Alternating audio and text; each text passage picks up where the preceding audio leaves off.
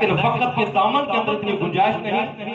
آج اس بابرکت مقدس محفل پاک کے اندر مختصر وقت کے اندر میں نے آپ لوگوں کے عقیدے کو تعمیر کرنا ہے۔ جو عقیدہ آپ کے سامنے بیان کروں گا یا تو وہ اللہ رب العالمین کا کلام ہوگا یا میرے محمد مصطفیٰ کا فرمان ہوگا۔ قرآن کریم کی میں نے آیت مقدسہ پڑھی ہے وَيَوْمَ يَعْضُ الظَّالِمُ عَلَى يَدَيْهِ يَقُولُ يَا لَيْتَنِي اتَّخَذْتُ مَعَ الرَّسُولِ سَبِيلًا۔ سورہ الفرقان 19واں پارہ پہلا صفحہ پہلا رکوع۔ اللہ رب العالمین نے فرمایا کہ ظالم کل قیامت کے دن اپنے ہاتھوں کو چبائے گا۔ کون چبائے گا؟ جو ظالم ہے۔ آگے بتاؤں گا کہ ظالم ہے کون؟ قرآن کسے ظالم کہہ رہا ہے؟ یہ ظالم یہ برا فعل کیوں کرے گا کل قیامت کے دن کہ اپنے ہاتھوں کو چبائے گا، یہاں سے دانتوں سے کاٹتا ہوا کوہنی تک اپنے ہاتھ کو کھا لے گا، پھر اس کا ہاتھ بنے گا، پھر کاٹے گا، پھر ہاتھ بنے گا، یہ سلسلہ ہمیشہ ہمیشہ کے لیے رہے گا، اس کا یہ عذاب ختم نہ ہوگا۔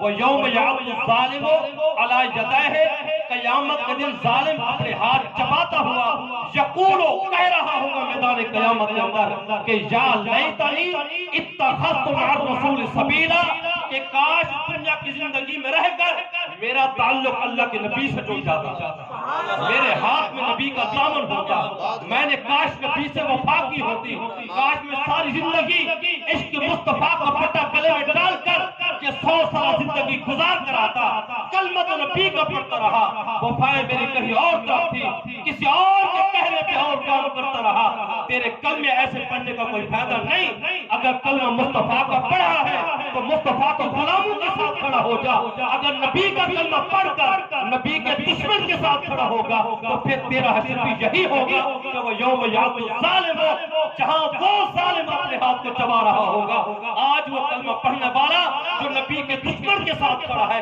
یہ بھی قیامت میں اسی کے ساتھ کھڑا کر ہاتھوں کو کاٹے گا۔ یہ آیت کیوں نازل ہوئی؟ کب نازل ہوئی؟ کس موقع پر نازل ہوئی؟ کس کے متعلق نازل ہوئی؟ اب اس آیت طیبہ کی شان نزول سماعت کیجیے۔ مکہ کی سرزمین کا بدترین کافر عقبہ بن ابی معیط، نبی پاک کا دشمن، بڑی چوٹی کا مشرک، مکے کا چودھری تھا۔ اس کا ایک طریقہ تھا، جب بحر کے سفر سے واپس پلٹتا گھر میں آ کے یہ دعوت کا اہتمام کرتا، اشراف مکہ کو بلاتا۔ اس نے ایک مرتبہ سفر کی واپسی پر دعوت کا اہتمام کیا، اشراف مکہ کو بلایا، جہاں مکہ کے بڑے بڑے چودھری مشرک و کافر اس کے دسترخوان پہ جمع تھے۔ عقبہ بن ابی معیط نے میرے آقا کی بارگاہ میں پیغام بھیجا کہ میں چاہتا ہوں کہ آج آپ بھی میری دعوت کو قبول کریں۔ آقا دو جہاں صلی اللہ علیہ وسلم کا جانا کسی کافر کے دسترخوان پر، میرے آقا شریعت نبی کی محتاج ہے، نبی شریعت کا محتاج نہیں۔ یاد رکھیے، کوئی اس بات کو دلیل بنا کر کہے مولانا صاحب آقا تو عقبہ بن معیط کے دسترخوان پر گئے تھے، آپ ختم نبوت کے جو منکر ہیں ان کے بھروسے رکھتے ہیں، میں کہتا ہوں تو شریعت کے تابع ہے، شریعت میری محمد کے تابع ہے۔ نعرہ تکبیر، نعرہ رسالت، نعرہ حیدری، تاجدار ختم نبوت، زندہ باد تاجدار ختم نبوت، زندہ باد، زندہ باد، زندہ باد، لبیک لبیک یا رسول اللہ، لبیک لبیک یا رسول اللہ صلی اللہ، کیا بات۔ ہم شریعت کے تابع ہیں، نبی پاک شریعت کے تابع نہیں۔ نبی کا قول، نبی کا فعل، نبی کا اٹھنا بیٹھنا یہ شریعت ہے۔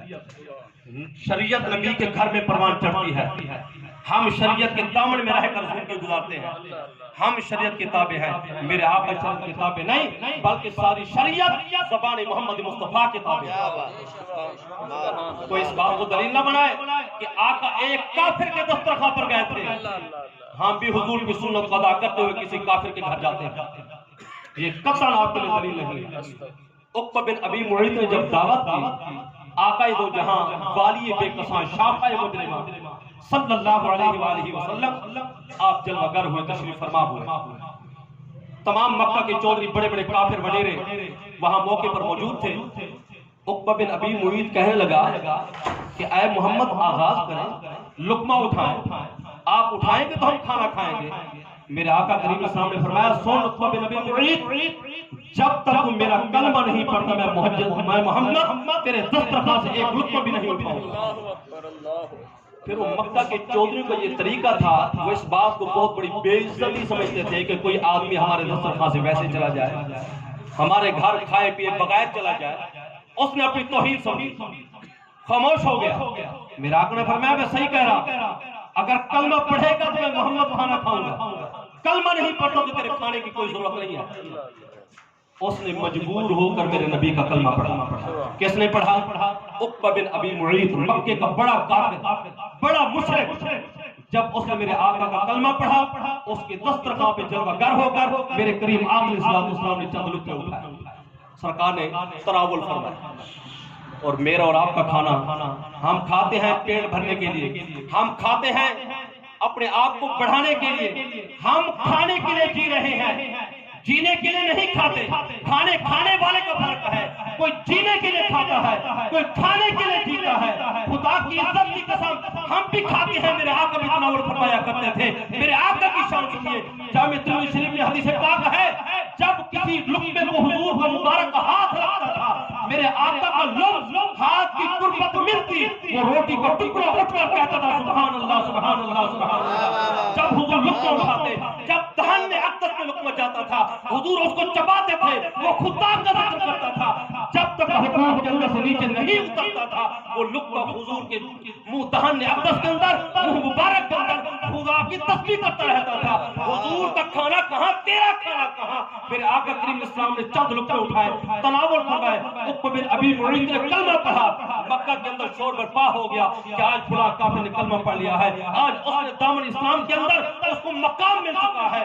لوگ ابی بن خلف کا انتظار کرنے لگے کہ اس کا دوست ہے، اگر اس کو اس راستے سے ہٹا سکتا ہے تو ابی بن خلف ہٹا سکتا ہے، اس کے علاوہ اور کوئی نہیں ہٹا سکتا۔ عقبہ بن معیط چند دن اسلام کے دامن میں گھومتا رہا، پھرتا رہا، بڑی عزت ہوئی، بڑی شان ملی اس کو۔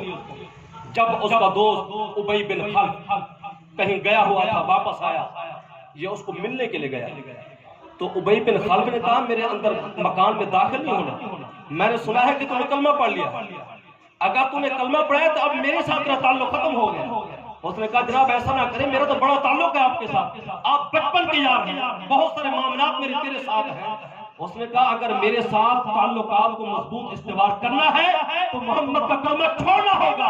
اس نے کہا میں تیرے تعلق کو نہیں توڑتا، میں تو محمد کے تعلق کو توڑ دیتا ہوں، میں ان کی غلامی کا پٹا گلے سے اتار دیتا ہوں، میں ان کی شریعت سے نکل جاتا ہوں۔ اس نے کہا ایسے نہیں، جیسے میں کہوں ایسے کرنا ہوگا۔ ہاں بتا تو کیا کہنا چاہتا ہے؟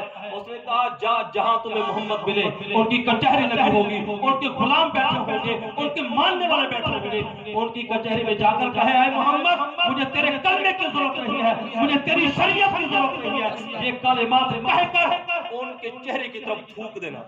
کس نے کہا؟ ابی بن خلف نے کہا، عقبہ بن ابی معیط کو کہا۔ یہ بیمان بدبخت کافر، دنیا جہان کا بدترین لعین، جب اس مذموم ارادے سے چلا حضور کی کچہری تک جا پہنچا، اس نے وہ کلمات کہے۔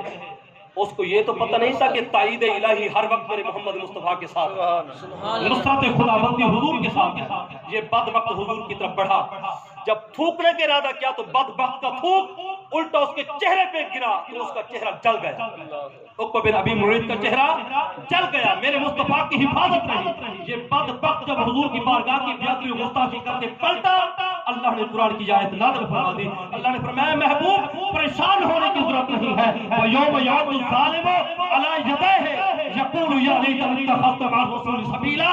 کل قیامت کے دن یہ ظالم اپنے ہاتھوں کو کاٹے گا، یہ کیوں کاٹے گا؟ میدان قیامت میں کہہ رہا ہوگا یا ویلتا لیتنی لم اتخذ فلانا خلیلا، میں تو دین اسلام میں داخل ہو چکا تھا، دامن محمدی میں مجھے پناہ مل چکی تھی، میں تو عزت کا تاج پہن چکا تھا، اگر میرے گردن سے عزت کے تاج کو اتارا گیا، اگر میرے گلے کے اندر سے محمد مصطفیٰ کی غلامی کے پٹے کو اتارا گیا، یہ میں نے آج خود نہیں اتارا، میرا دوست برا تھا، جن کے ساتھ میرا اٹھنا بیٹھنا تھا، جن کے ساتھ شرانہ تھا، تعلق تھا، میں نے جو کچھ کیا ہے اس کے کہنے پر کیا ہے۔